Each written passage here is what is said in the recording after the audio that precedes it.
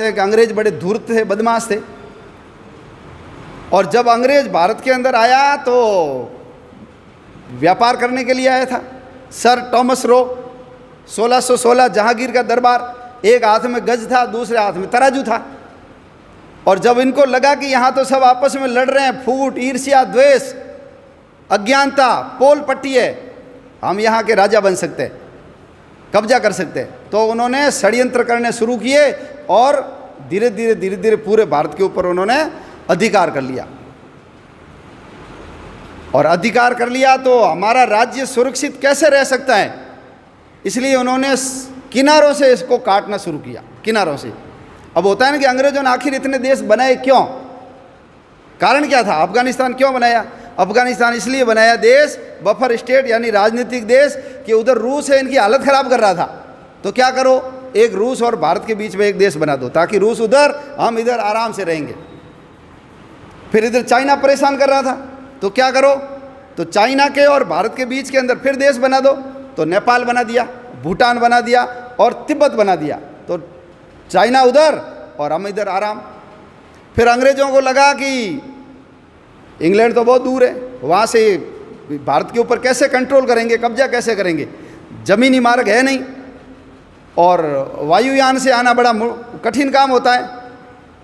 तो किनारे किनारे के जो देश हैं, ये जो भारत के हिस्से हैं, इनको अलग कर दो, ताकि वहाँ हमारा अड्डा, नौसैनिक अड्डा बन जाएगा।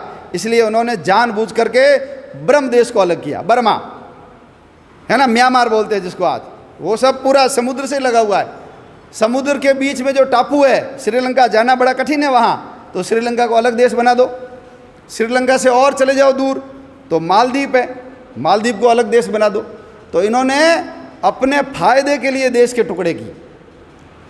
और जब अंतिम समय आया तो अंतिम समय उनको लगा कि भारत वापस खड़ा नहीं हो जाए। आने वाले समय में हम सब जानते हैं कि पूरे दुनिया के विश्व व्यापार के अंदर भारत का योगदान उस समय 32% था, और आज कितना है भारत का योगदान? 2.5% है केवल। तो भारत वापस खड़ा नहीं होना चाहिए, इसलिए यहाँ विष के बीज बो करके जाओ।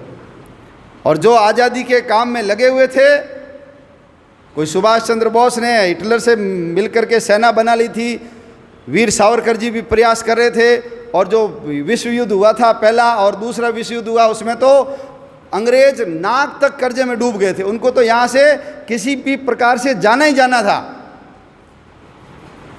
लेकिन हमारे नेताओं के सामने उन्होंने एक जाल डाला। 1857 की जो क्रांति हुई, और 1857 की क्रांति थोड़ी मंगल पांडे ने जल्दबाजी कर ली और उसके कारण सारा भेद खुल गया और हमारी आज़ादी 90 साल आगे सरक गई। तो अंग्रेज़ों को लगा कि ऐसा वापस कभी हो गया तो हमको तो पता ही नहीं पड़ेगा। भाई पूरे देश के अंदर योजना की थी नहीं, एक ही दिन मिल करके सारे अंग्रेज़ों को मार देंगे, जो जहाँ मिले उसको मार दो। कितने अंग्रेज़ थे भारत में? कोई पूरा इंग्लैंड तो उठ करके आया नहीं था कि पूरा इंग्लैंड भारत में आ गया था। वो कोई 30-35 हज़ार अंग्रेज़ थे, और हम कितने थे? हम उस समय 33 करोड़ थे। तो एक ही दिन सबको मारेंगे। और आप भी कल्पना करो, पूरे भारत में एक साथ हर गांव में दंगा फसाद हो जाए तो पूरी पुलिस और मिलिट्री और सीआरपीएफ, बीएसएफ, वो सब मिलके भी कंट्रोल नहीं कर सकते। क्यों? इतनी मात्रा ही नहीं है, ये तो शांति है, इसलिए चल रहा है मामला। तो दयानंद सरस्वती के नेतृत्व में कमल का फूल और रोटी उसका कोडवर्ड था, और उन्होंने योजना बनाई। लेकिन थोड़े दिन पहले मंगल पांडे ने गोली चला दी और वो पकड़े गए और सारा भेद खुल गया। तो ऐसा वापस ना हो जाए तो अपने सेफ्टी वाल्व के रूप में हमको एक यहाँ संगठन बनाना चाहिए। इसलिए A.O. ह्यूम नाम के व्यक्ति को लेकर के 1889 के अंदर उन्होंने कांग्रेस का गठन किया। कांग्रेस बनी, किस लिए बनी? ताकि अंदर जो कुछ भी चल रहा है इन लोगों के द्वारा हमको पता लग जाए, और या तो उनको कुचल देंगे या उसका विद्रोह होने से पहले समाधान कर देंगे। कांग्रेस बन गई। फिर 1905 में उन्होंने टेस्टिंग करने के लिए बंगाल का विभाजन किया, लेकिन बंगाल के विभाजन में जैसे 1857 में हिंदू मुसलमान मिलकर के उन्होंने लड़ाई लड़ी, ऐसे ही बंगाल का विभाजन उन्होंने नहीं होने दिया। तो फिर आगा खां को लेकर के उन्होंने मुस्लिम लीग की स्थापना की, और सर सैयद अहमद खां को लेकर के इन्होंने मुस्लिम यूनिवर्सिटी की स्थापना की, ताकि यहाँ से किस प्रकार के लोग निकले जो भारत का विरोध कर सके और कट्टरता फैला सके, ऐसे लोग निर्माण हो। और मुसलमानों को कहा कि देखो, हमने तो सत्ता आपसे ली थी और तुम आज़ादी की लड़ाई लड़ रहे हो, ये बाद में तो हिंदुओं को मिलेगी, तुमको क्या मिलेगा। तो मुसलमानों को भी लगा कि हाँ बात तो सही है। और हिंदुओं को ये कहा कि देखो, तुम लोग जो आज़ादी का आंदोलन चला रहे हो, इसके अंदर तो मुसलमान है ही नहीं, और ये सच्चाई भी है, आज़ादी के आंदोलन में मुसलमानों का कोई योगदान नहीं है। आप बता दो मेरे को, उस समय 23% मुसलमानों की आबादी थी, क्या 23% क्रांतिकारी मुसलमान है? नहीं है। 23% छोड़ो, मैं तो कहूँगा आधा % भी नहीं है, था ही नहीं किसी का सहयोग। तो तुम अकेले आ रहे हो, इसका मतलब तुम सब सांप्रदायिक हो। और आपको यदि धर्मनिरपेक्ष बनना है तो आप क्या करो, मुसलमानों को साथ में लेकर के आओ। और इस झांसे के अंदर हमारे नेता आ गए कि वास्तव में यदि हम अकेले ही काम करेंगे तो हम तो सांप्रदायिक। तो गांधी जी ने हर मंच के ऊपर 2 मुसलमानों को अपने साथ बिठाना शुरू किया, मोहम्मद अली और शौकत अली। जहां भी जाओ 2 लोगों को बिठाते थे। और वो जो कहते थे, हम सब लोगों ने करना स्वीकार कर लिया, क्योंकि उनको समझ में आ गया कि हम नहीं चाह रहे हैं तो भी हमको खींच करके अपने कार्यक्रमों में ले जा रहे हैं। कांग्रेस के अधिवेशन होते थे तो अधिवेशनों में मुसलमान आते नहीं थे, तो कांग्रेस ने कहा यदि तुम हमारे अधिवेशनों में आओगे तो हम आने जाने का किराया देंगे, जैसे टीएडीए देते हैं ना आजकल, ऐसे टीएडीए देंगे। तो उनको लगा कि बढ़िया अच्छी बात है, चलो, और नहीं तो घूम फिर करके ही आएंगे, कभी बेंगलोर जाएंगे, कभी कलकत्ता जाएंगे, कभी नागपुर जाएंगे, कभी लखनऊ, ऐसे घूमते रहेंगे। तो उनको पैसे दे करके अपने मीटिंगों के अंदर बुलाने आरंभ किया। और जब ये काकीनाडा का अधिवेशन हुआ, और अधिवेशन के अंदर हर अधिवेशन से पहले वंदे मातरम गाते थे, तो वंदे मातरम गाने के लिए विष्णु दिगंबर पुलस्कर खड़े हुए, तो मोहम्मद अली ने कहा नहीं, वंदे मातरम नहीं गा सकते, ये तो हिंदुओं का है, इसके अंदर देवी का वर्णन है। लेकिन विष्णु दिगंबर पुलस्कर भी पक्का आदमी था, उसने कहा मेरे को गाने के लिए बुलाया, मैं गाकर ही बैठूंगा। तो ये सब बाहर चले गए। और जब वंदे मातरम पूरा हुआ तब अंदर आए। तो बाद में गांधी जी, नेहरू जी ने कहा कि भाई ये वंदे मातरम से नाराज होते हैं, तो अपने ऐसे करो, वंदे मातरम पूरा गाएंगे नहीं, वंदे मातरम की केवल 2 कड़ियाँ ही गाएंगे। तो अभी जो अपने वंदे मातरम बोलते हैं ना, वो केवल 2 कड़ी का ही है, बाकी की 6 कड़ियाँ हमको बुलवाते ही नहीं है। मस्जिद के आगे से ढोल नहीं बजाओगे? हमने कहा ठीक है, नहीं बजाएंगे। गांधी जी, नेहरू जी गौ हत्या को लेकर के बड़ी बड़ी बातें करते थे। गांधी जी तो बोलते थे देश की आज़ादी से भी जरूरी यदि कोई चीज़ है वो है गौ हत्या बंदी। और नेहरू जी कहते थे मैं जब मस्जिद ये कत्ल खाने के आगे से निकलता हूँ तो मेरी आत्मा चित्कार करती है। उन्होंने कहा नहीं, हमारे कुरान में लिखा हुआ है आप गौ हत्या की बात नहीं करोगे। और इन्होंने गौ हत्या की बात उन्होंने बंद कर दी। जब नागपुर के अंदर सम्मेलन हुआ तो सम्मेलन के अंदर छत्रपति शिवाजी, महाराणा प्रताप, गुरु गोविंद सिंह, इसकी बात मत करो। क्यों? इन लोगों ने तो मुसलमानों से संघर्ष किया, लोहा लिया, और इनको यदि हम महापुरुषों के रूप में मानेंगे तो मुसलमान नाराज हो जाएंगे। इसलिए जो छत्रपति शिवाजी महाराज की गाथा में गाई हुई जो शिवा बावनी है, गांधी जी ने उसको कहा ये शिवा बावनी है, वो सांप्रदायिक है। झंडे की बात आई तो ये भगवा झंडा तो हिंदुओं का है, और हम सब जानते हैं कि क्रांतिकारी हाथ में भगवा झंडा, दूसरे हाथ में भगवत गीता और मुंह में वंदे मातरम। ये जो वंदे मातरम है ना, ये आज़ादी का मंत्र था। तो हमने कहा ठीक है। वो 7 लोगों की समिति का सर्वसम्मति का प्रस्ताव था कि देश का झंडा कैसा होना चाहिए, भगवा, एक ही रंग का होना चाहिए जो युगों युगों से हमारे देश में रहा है। तो उन्होंने कहा 2 रंग का करो, केसरिया और हरा। फिर किसी ने कहा भाई ईसाइयों ने क्या गलती की है, उनका भी डाल दो। तो केसरिया रंग हिंदुओं का, सफ़ेद रंग ईसाइयों का और हरा रंग मुसलमानों का, ये तीनों रंग उसके अंदर डाल दिए। वो जो पहला विश्व युद्ध हुआ तो एक टर्की नाम का स्थान है तुर्किस्तान, उसका एक खलीफा था। उस खलीफा ने अंग्रेज़ों के विरोध में लड़ाई लड़ी थी और अंग्रेज जीत गए। तो अंग्रेज़ों ने उस टर्की के खलीफा को गद्दी से उतार दिया और दूसरे को बिठा दिया। तो गांधी जी को लगा कि बहुत अच्छा मौका है, हम यदि खिलाफत आंदोलन करेंगे कि अभी जिसको बिठाया है वो आपने गलत किया है, पहले वाले को बिठाओ, क्योंकि पूरे दुनिया के मुसलमान उसको अपना ही खलीफा मानते थे। तो यहाँ खिलाफत आंदोलन शुरू हुआ। तो सरदार पटेल जैसे लोग भी थे, उन्होंने कहा कि ये हमको क्या लेना देना, कहाँ टर्की रहा, यहाँ के मुसलमानों का उनसे कोई वास्ता नहीं। गांधी जी का नहीं नहीं, सारे मुसलमान हमारे साथ आ जाएंगे, इसलिए अपने खिलाफत आंदोलन करो। तो पटेल ने कहा ये खिलाफत आंदोलन नहीं है, ये अखिल आफत आंदोलन है। और ये मोहम्मद अली और शौकत अली ये दोनों वहाँ उनको मनाने गए कि भैया तू इसको वापस मना दे। तो उन्होंने उसको भगा दिया कि चलो भागो यहाँ से, तुम लोग तो अंग्रेज़ों का साथ देने वाले हो, गांधी जी के साथ देने वाले हो, गांधी जी ने भेजा है, भाग जाओ यहाँ से। तो ये दोनों नाराज होकर के उन्होंने कहा ये जो भारत है ये तो दारुल हरब है, इससे हम बाहर जा रहे हैं। और 4-5 हज़ार मुसलमानों को लेकर के अफ़गानिस्तान चले गए और वहाँ भी इनकी पिटाई हुई। तो फिर वापस आ गए यहाँ और उन्होंने कहा अब हमको खिलाफत आंदोलन पास हो गया है, सफल हो गए हैं और हम भारत को दारुल अरब से दारुल इस्लाम में बदलेंगे, इसलिए यहाँ आ गए। और उसमें ये मोहम्मद अली जिन्ना भी था, ये राष्ट्रवादी था उस समय, ये भी विरोध करता था कि ये खिलाफत आंदोलन हमको क्या लेना देना यहाँ का। लेकिन अपन जानते हैं ना, जो अपना भाई होता है या हमारे जो नज़दीक होता है उसका हम समर्थन नहीं करते, जो विरोधी होता है ना उसकी ज़्यादा पूछताछ करते हैं। अरे वो तो पहले से नारा चल रहा है। जिन्ना कभी भी मस्जिद नहीं जाता था, वो कुरान पढ़ता नहीं था, नमाज भी नहीं पढ़ता था, वो अंग्रेज़ों की तरह रहता था, कोट पैंट पहन करके, टोपी लगाता था अंग्रेज़ों वाली, और वो जो बड़े साइज वाली सिगरेट आती है ना वो हमेशा छल्ले उड़ाता घूमता था, इस टाइप का था। लेकिन उसको लगा कि मैं राष्ट्रवादी हूँ, इसलिए मेरी कोई यहाँ पर वैल्यू नहीं है, इसलिए मैं इन लोगों से भी ज़्यादा कट्टर बन के दिखाऊंगा। और उसने अपनी कट्टरता आरंभ की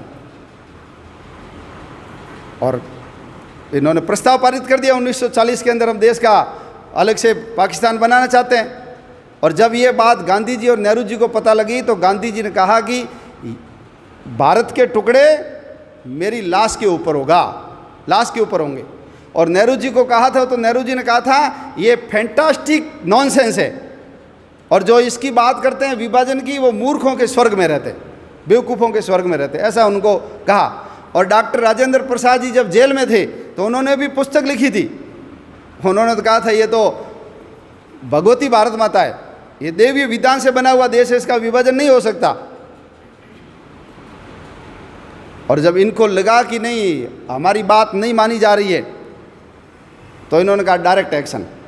और जो 1946 के चुनाव हुए थे तो कांग्रेस ने कहा जिसको अखंड भारत चाहिए वो हमको वोट दे, और ये मुस्लिम लीग थी, इन्होंने कहा था जिसको अलग देश चाहिए वो हमको वोट दे। ये पूरे भारत के अंदर से आ रहे, प्रचंड समर्थन मिला कांग्रेस को। और इन्होंने तो मुसलमानों के कहने के कारण, जैसे आज सीटों का रिजर्वेशन होता है इसलिए मुसलमानों के लिए कुछ सीटें रिजर्व कर दी थी, और जो वहाँ हिंदू है वो वहाँ वोट नहीं दे सकता, केवल मुसलमान ही वोट दे सकता है। और जब जिन्ना को लगा कि पूरे भारत के अंदर कोई हमारे समर्थन में नहीं है तो उसने कहा मैं अब डायरेक्ट एक्शन करूँगा, या तो मरूंगा या मारूंगा, और ज़बरदस्ती हम देश के टुकड़े कराएंगे। और उन्होंने दंगे शुरू किए, और पहला दंगा हुआ नोआखाली में, और नोआखाली के अंदर 10,000 हिंदुओं को मारा, 25 मंदिर तोड़े, हमारी 500 महिलाओं को उठा करके ले गए।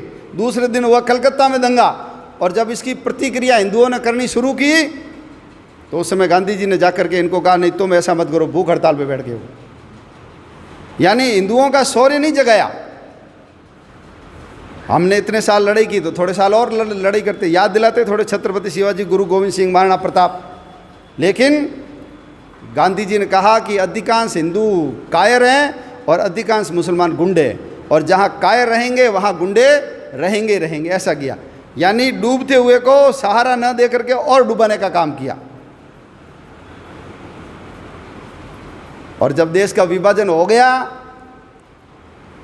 तो एक नेहरू के एक मित्र थे कृष्ण मेनन, उन्होंने लेख भी लिखा था कि मैंने जब नेहरू जी से बात की तो उन्होंने उस बातचीत से ऐसे लगा कि हम बूढ़े हो गए हैं, हम मर जाएंगे, कब प्रधानमंत्री बनेंगे, कब राष्ट्रपति बनेंगे, कब गृह मंत्री और कब शिक्षा मंत्री बनेंगे, इसलिए जैसी लूली लंगड़ी टूटी फूटी आज़ादी आती है तो आज़ादी ले लो।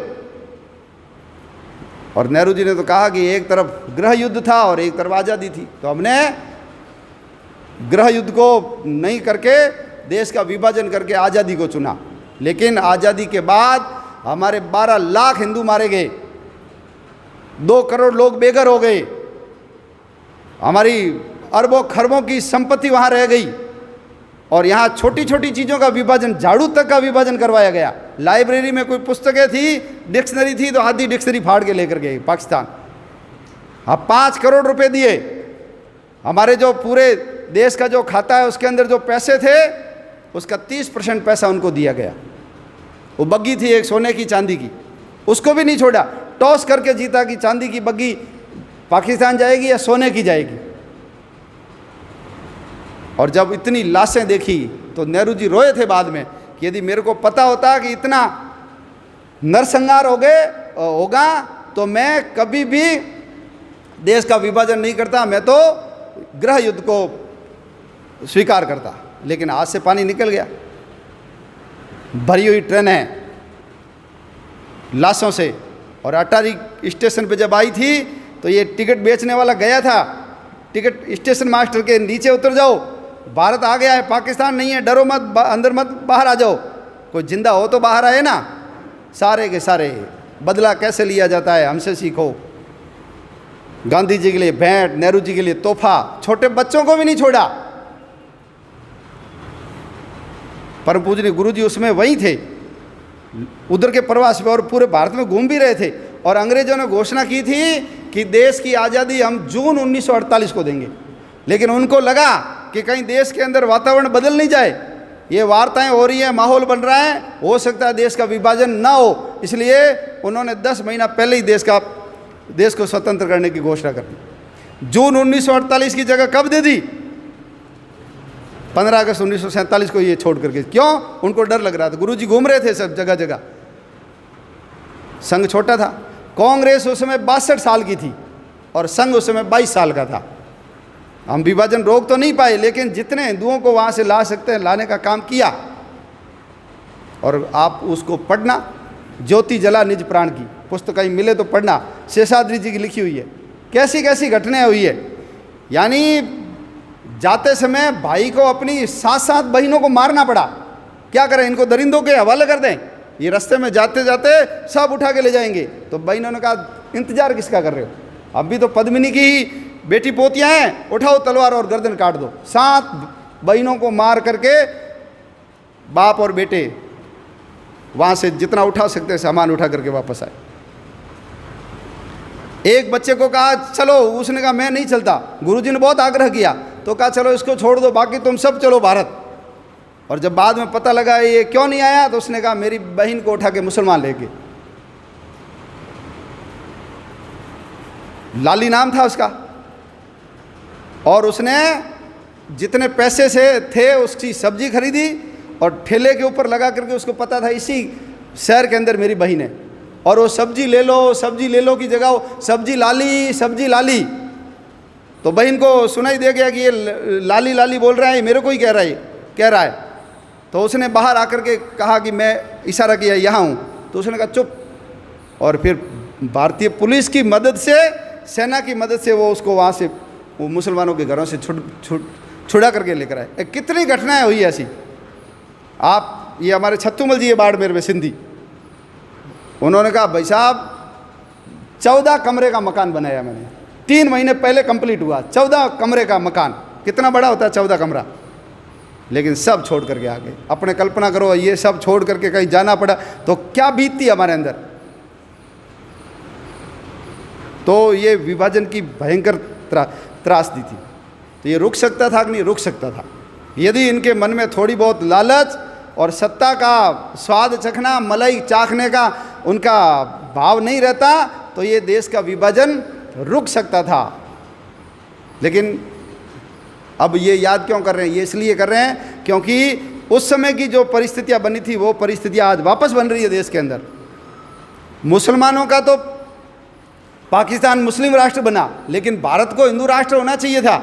और अंबेडकर जी ने कहा था कि ये धर्म के आधार पे देश का विभाजन हो रहा है, वो कोई राजनीतिक आधार पे नहीं हो रहा है, सामाजिक आधार पे नहीं हो रहा है, शुद्ध रूप से धार्मिक आधार पे। मुसलमानों ने कहा था हम हिंदुओं के साथ नहीं रह सकते, इसलिए सारे हिंदुओं को वहाँ से यहाँ ले आओ और सारे मुसलमानों को यहाँ से वहाँ भेज दो। लेकिन अंबेडकर जी का प्रस्ताव ठुकरा करके उन्होंने कहा नहीं, यहाँ जो मुसलमान हैं उसकी रक्षा हम करेंगे और वहाँ जो हिंदू हैं उसकी रक्षा वो मुसलमान करेंगे। और आप देख लो कि कैसी रक्षा हो रही है। ये रोज़ाना वीडियो आते हैं, क्या क्या हो रहा है। मंदिर तोड़े जा रहे हैं। ये SC ST की जितनी महिलाओं को वो ले जा सकते हैं, ले जाता, कोई पूछने वाला नहीं। अभी एक मेघवाल लड़के के तो दोनों कान काटे गए, आपने वीडियो देखा गया, नाक काटा गया, बाहर निकाल के जीभ काटी और चाकू से दोनों हाथ काट दिए। कोई बोलने वाला ही नहीं है। 3 करोड़ हिंदू थे, आज केवल 95 लाख रहे हैं। और भारत में भी उसमें 3 करोड़ मुसलमान थे, आज यहाँ 18-19 करोड़ मुसलमान हो गए। और दारुल अरब से दारुल इस्लाम में बदलेंगे, ये तो इनकी नीति है।